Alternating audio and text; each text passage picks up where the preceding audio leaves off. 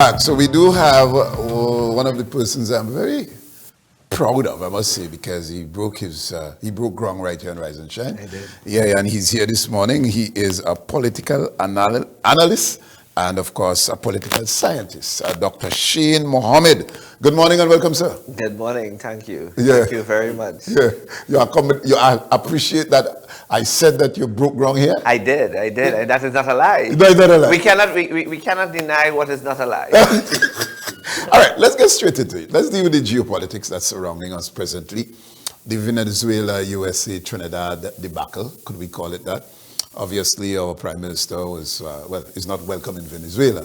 And we have a pending OFAC license as in treating with this whole question. So I want to put all that into perspective. And where are we really? We're good, you know. We're good. Mm-hmm. The thing about it is one has to understand what is, as you rightfully say, what is the geopolitics. Mm-hmm. You have to understand the state that we are in with regard to the geopolitics. And the geopolitics does not speak to Western Hemisphere and the region, it speaks to global. And there's a lot of competition among core states, G7, G20 states, right? And they're all competing for a space at the top of the table. But in that competition that is happening between the G states, the developing states, the global south, is also competing for a voice, a space, and a seat at the table with the G7s and the G20s. So Trinidad and Tobago, what we find ourselves in is in something that we can't pick up Trinidad and shift it to the left or shift it to the right. We cannot move it, right? But even if there was something to happen, let's go hypothetically with Guyana. Or even, let's go with Guyana, Suriname, the closest neighbors. And the United States, Canada's military, United States, the British, whoever may be, when they need to pass, whose waters do they need to pass through? It is Trinidad and Tobago. Because people take for granted how far into the Atlantic our maritime borders extend. And even to pass through the maritime borders, you don't just pick up the phone and say radar on the radar and say we passing through the, no, you have to get permission from the sovereign nation in order to pass, because you have to create a causeway for these fellas to move, right? So even if there was something happening to Guyana, which Trinidad and Tobago has already said we are standing in solidarity with Guyana, because obviously Guyana must be able to defend its sovereignty as well, right? Now somebody's going to ask, well, so Venezuela do deserve to defend their sovereignty too? The answer to that is yes. But that is not our issue. Trinidad and Tobago has not declared any levels of aggression to Venezuela directly. We've not said anything that says that we are against Venezuela. What we've said is that Trinidad and Tobago is poised to benefit from any presence of the United States in the region. And if that is going to help in reducing crime that is associated with transnational organized crime, which is a very big problem which has plagued our country, our nation for years, then why not, right? Whatever the United States does as part of its domestic and its foreign policy, Trinidad and Tobago has no business in that, and we can't negotiate. There are people who use the word negotiate with the United States. Trinidad and Tobago negotiate with the United States? That making sense to you? Because President Trump has made a decision, a foreign policy decision. He's taken a position with regard to where he wants and what he wants with regard to the United States, and that is also his right. Now, if Trinidad and Tobago can benefit from his presence in the region, then our answer should be yes. There are those who are calling for neutrality, but the neutrality also puts you in the middle of the line, and the middle of the line is going to cause you long-term damage because you've decided that you don't want to be a friend of the United States, and you've decided that you're not going to side with Venezuela. But let me ask you this. Venezuela is using local politics and their local alignment with local politicians and political parties to make certain declarations that we need the gas, we need the oil. I don't recall, and I don't know if you can recall, anywhere a politician, prime minister, former president, said that we are running out of gas. What we would like to do is increase our gas anything that we have in storage, and we could, the complement of gas. But we don't need it. We didn't have it in the last 10 years. We did. Did the country crash? Right. Before Mr. Cox, lastly, on that same Dragon deal, OFAC license, you're not welcome. There has to be some commonality in terms of, or not commonality is the word, some approach to having that Dragon deal that we desperately need. As much as you say we didn't have it for the 10 years, we were warned if we don't have it, we cook by a former prime minister. And both, well, the new administration, the Kamala administration, recognize the importance of ensuring that that deal is completed, or it has some benefit. Maybe it might not be right away, but somewhere along the line. It needs some mediator between these two, the president of Venezuela and the prime minister of Trinidad and Tobago, or somebody else, so as to ensure that the OFAC license has value. And that means whatever extraction we can from the Dragon deal. Your view on that, and then Mr. Cox. Well, the person who gives the value to the OFAC license is not Trinidad and Tobago nor Venezuela, it's the United States.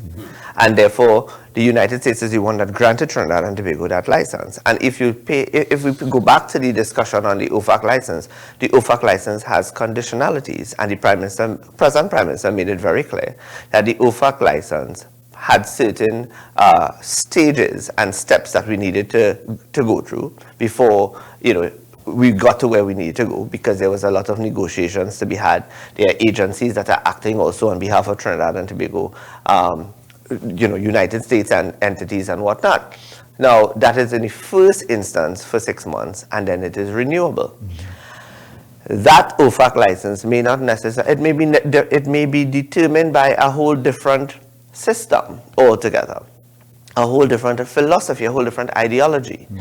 One of the things that they don't want, the Americans have made it clear, is that any money spent, expended, exchanged on that OFAC license, they don't want US dollars put into the government of Venezuela's pockets. And that's where it goes, right? Now, a lot of persons have asked me, why do I feel so strongly about this matter? And the fact of it is, because I've gone into Venezuela, I had to go in incognito not as an academic. I've seen what the hardships are. I've spoken to the people there. I've experienced the harshness, the intimidation of entering into Venezuela. And while there are those who will say, well, things were a little bit eased under the Biden administration, that doesn't mean that the 8 to 10 million people that left Venezuela went back in celebration, right? I mean, they tried 2 elections and it did not work to get the result that they wanted. In fact, the amount of persons that voted was quite small compared to the amount of people that is, legit, can vote.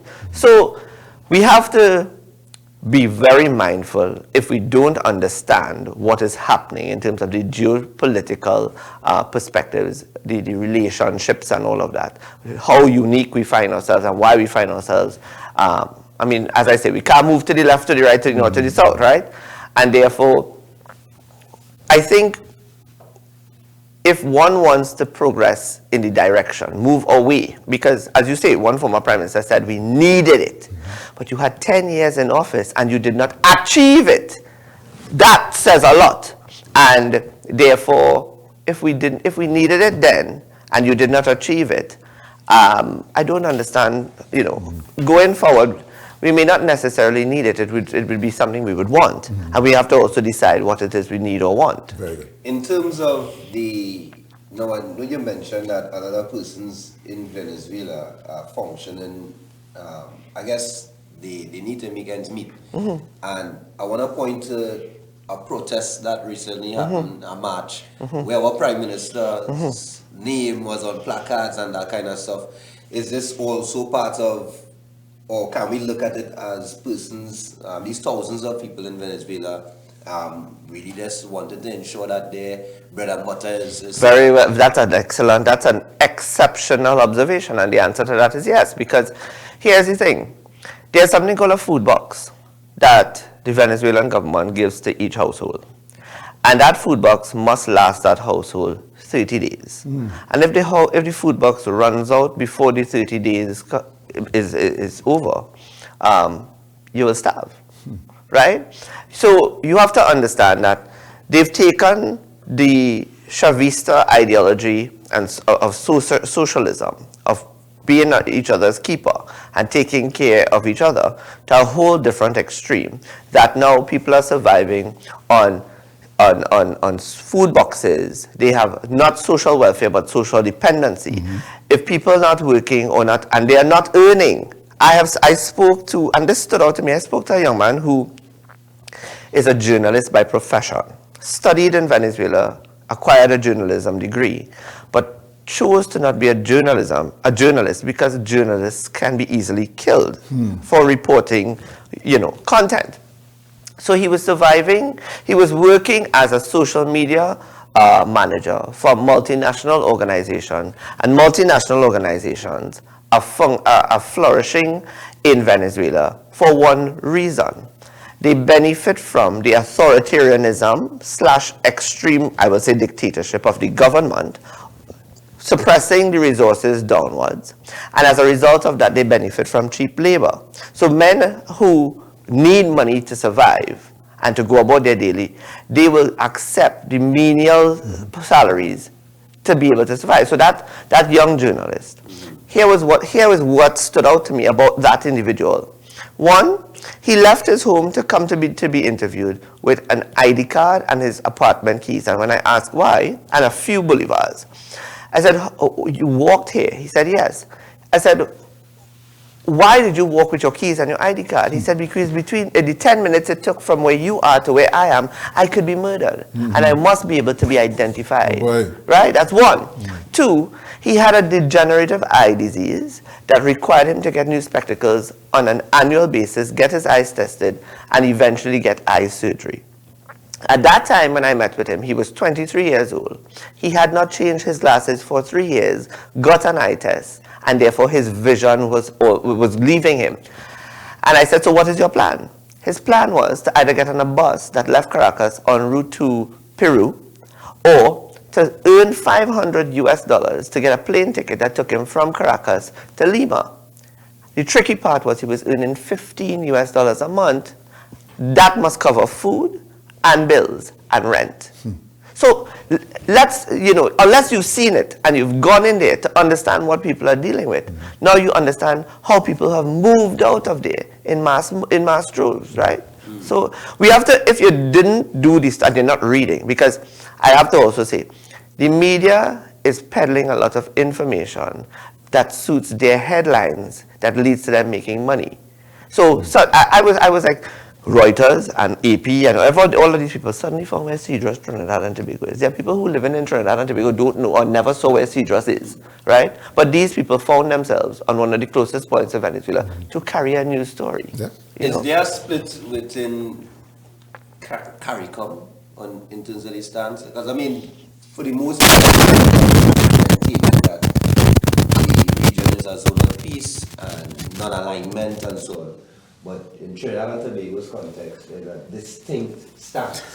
How much does that affect CARICOM's stance on the situation? And are we going to see any ripple effects on that? Well, CARICOM, and that they are focusing on the tourism product. I mean, when they look at CARICOM, one of the narratives I've heard is that CARICOM is one of Trinidad and Tobago's biggest export markets. That may be so, but at the end of the day, CARICOM has not offered to Trinidad and Tobago a solution, a recommendation, a policy, a suggestion as to how we could stop crime, how we could prevent, illegalities from getting into Trinidad and Tobago. But they must understand that they are not. It is easier for them to tell us in Trinidad, "Way boy, you're hot down there, boy, you're hot." Yeah, we're not hot because of the sun, we're hot because of the crime, but only doing nothing to cool us down. And I don't feel proud as a Trinbagonian to know that you're telling me that the place hot boy, you can offer a word of advice. That's one. Two, you see, to a lesser extent, they've started to feel the little the little oomph of what crime feels like, but they haven't gotten crime to the extent that we have, and therefore I would also go as far as to use the liberty to say that they turn a blind eye to what's going on in their waters because maybe they're benefiting because of tourism, right?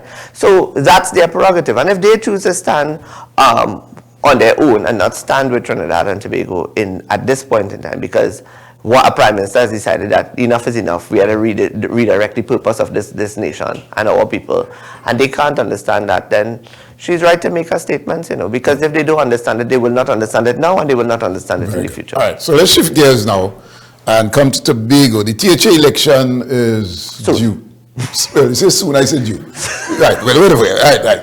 Let's tie in the Prime Minister's visit. Is it strategic given the goodies, quote unquote, that she brought, and of course caused a lot of stir in the political arena, where the granting of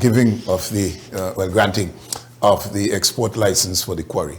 Let's speak to the visit. 6 months after, an invitation was extended, and of course goodies followed, causing plenty bacchanal.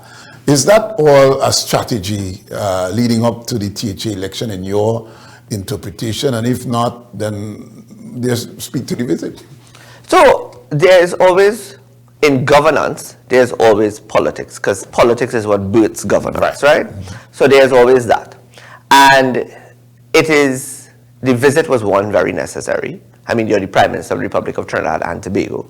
And therefore, Tobago also has very deep-rooted sentimentality to the Prime Minister. And I mean, she spoke about it in the chamber, in the Assembly chamber. So coming to Tobago was one, not just because of politics, but because of necessity, because she needed to also, there's plans to have cabinet here at some point. There is also intentions to be present, to show a relationship, literally stand side by side. There was need for it to happen. It has happened. It couldn't happen earlier because I believe she found herself at a time when budget was needed and crime was something she needed to look at and whatnot. The goodies, I think, is long overdue, to be honest with you. I mean, I would be one of the first people to advocate that Tobago needs its fair share. And if not now, when? And I do like to talk about the past, because Tobago and I've always said, Tobagonians in 2021 showed not just Trinidad that they could chart their way forward and make a decisive decision. I've been here since 21 to now. I've been here, a few times, sometimes more than once during the year, and there's a difference. There's a difference when it took me 10 minutes from Crown Point to here. Normally I'd be saying I'm wondering about traffic and going, oh God, right? That piece of what I will say, the Kilwin Highway that has been created is phenomenal. I did take note, because I'm an airplane and airport enthusiast. So when we landed, I got a chance to actually look at the new terminal building. And then I saw one of my friends who's in tourism, and I said, let me ask you a question.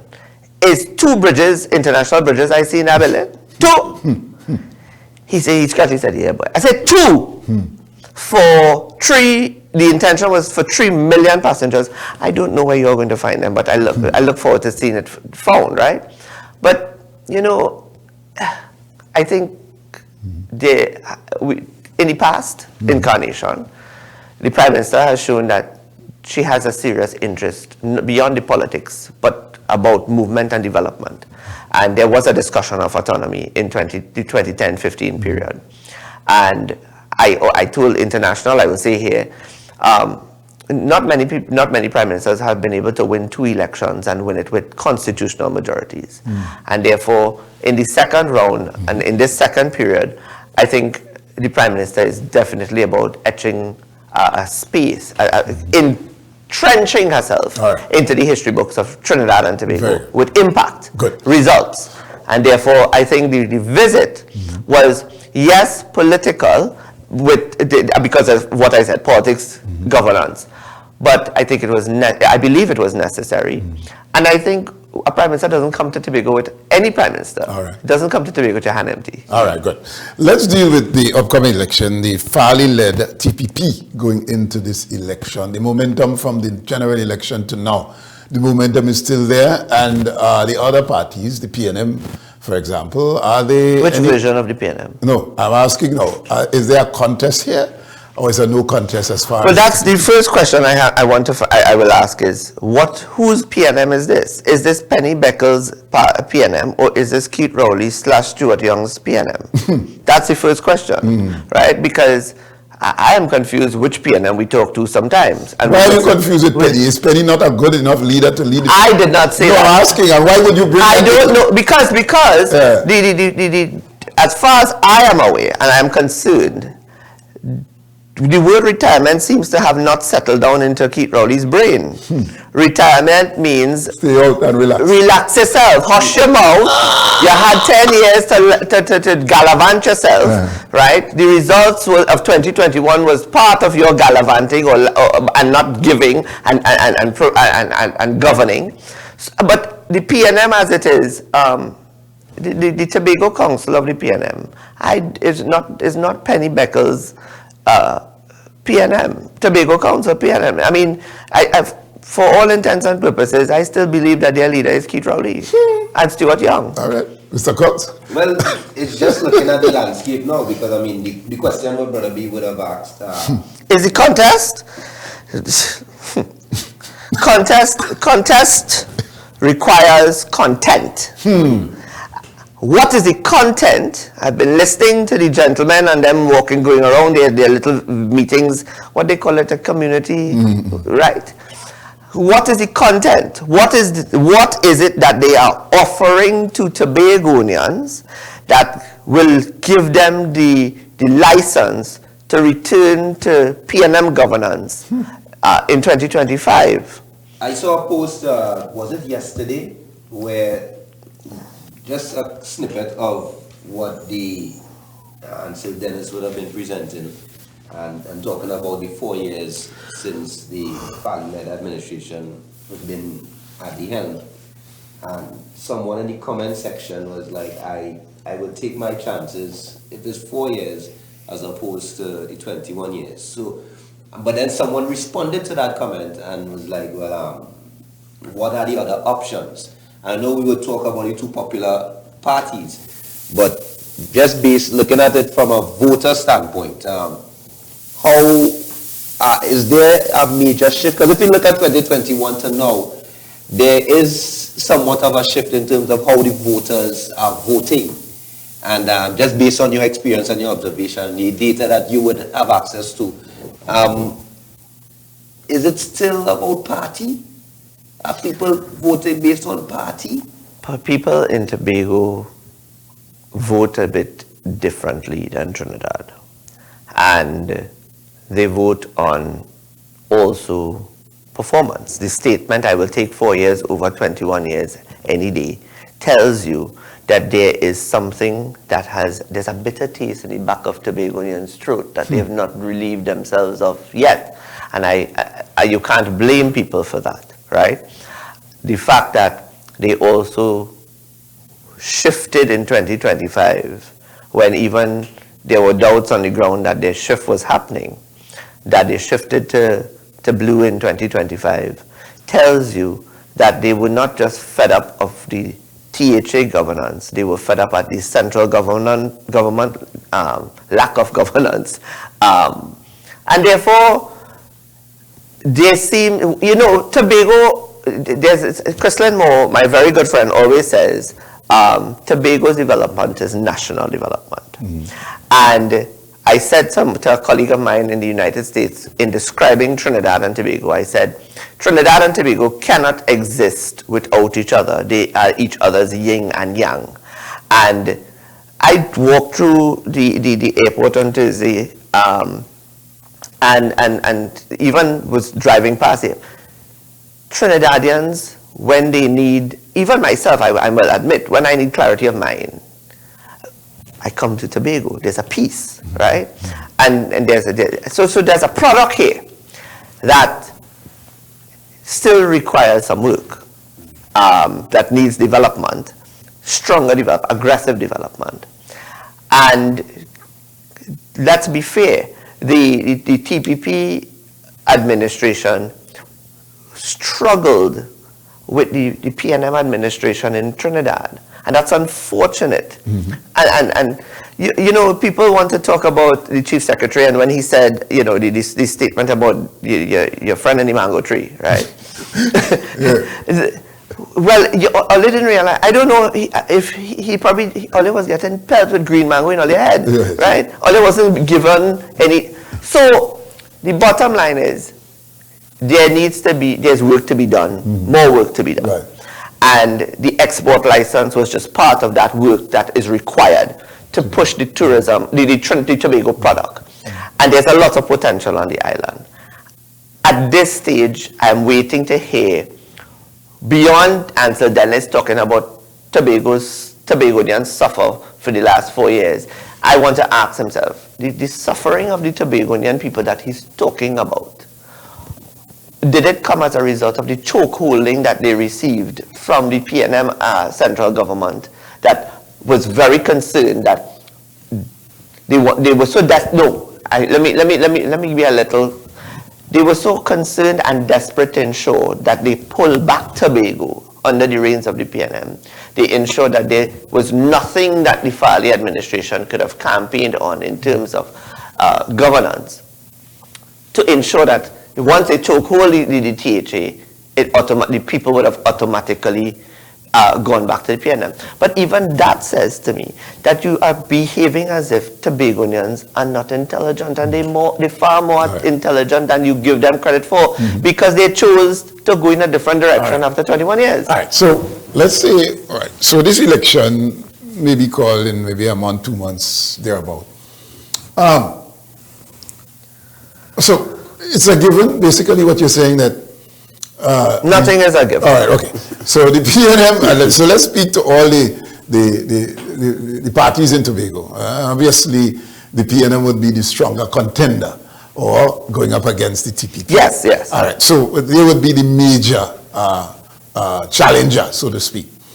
You have the IDA. But you're hearing about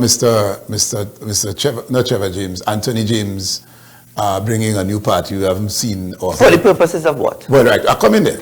So let's deal with these three major contenders. Obviously, the TPP is way in front, given the momentum of this last election. They have gotten some goodies from the Prime Minister. There's a good relationship. So Tobago have hope. There's promise for the airport to be direct flights and to be opened in the second quarter, and all of that. Let's put all that. Let's say Farley goes back, leads his party back into office in the THA, which most people are saying it's a foregone conclusion.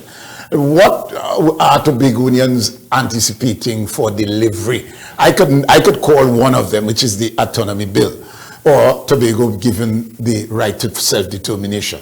Whatever that means, because up to now we still have not interpreted what that really means.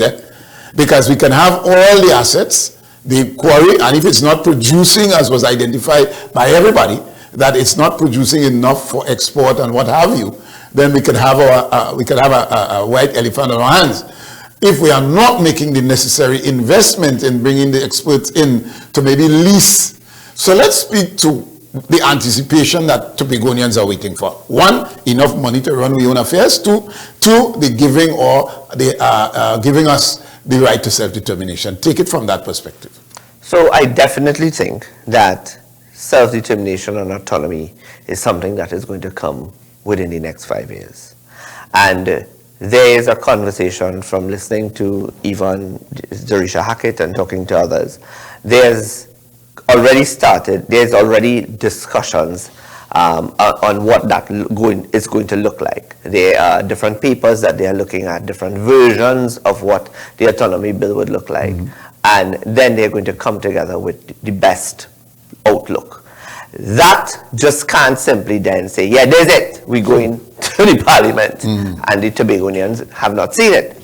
So there's going to have to be some amount of consultations. And I don't believe that you need to consult extensively for 6 months and a year. That does not make sense.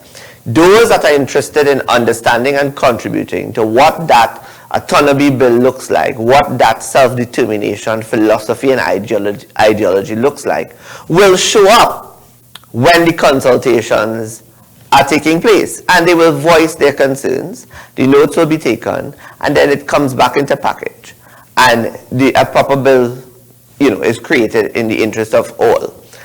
That's that. As it pertains to the quarry, who creates which business model?